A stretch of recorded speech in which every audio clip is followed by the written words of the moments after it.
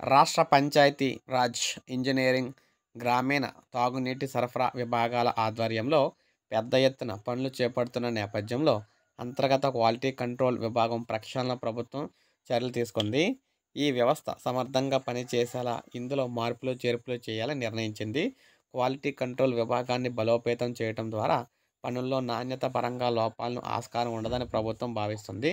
గత వైకాపా ప్రభుత్వంలో quality control విభాగం కక్ష సాధింపు చర్యలకు ఆలవాలంగా మారింది. 2014-19 మధ్య కాలంలో తెదేపా ప్రభుత్వంలో ఏర్పడిన వివిధ పనులపై మనకి అప్పట్లో పనులు చేసి వారి నుంచి రికవరీలు పెట్టి వేధింపులకు అయితే విభాగాన్ని ప్రభుత్వం నాశనం అయితే చేసిందనమాట. ఇప్పుడు వ్యవస్థ బలోపేతానికి ప్రభుత్వం సూచనలు అయితే చేసింది.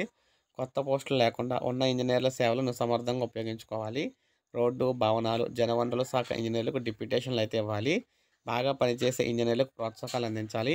పనుల్లో నాణ్యత పరీక్షలు, ఇతర సాంకేతిక సహకారం కోసం ఐఐటి తిరుపతి, జేఎన్టీయు విశ్వవిద్యాలయాల ఇంజనీరింగ్ కళాశాలల సేవలు అయితే ఉపయోగించుకోవాలి.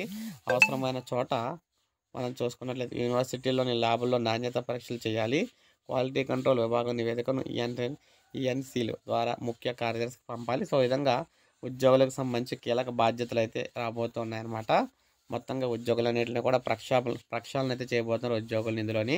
సో, ఇది మనకు అప్డేట్. ఒక లైక్ చేయండి, సబ్స్క్రైబ్ చేసుకోండి. మన ఛానల్ సబ్స్క్రైబ్ చేసుకోండి.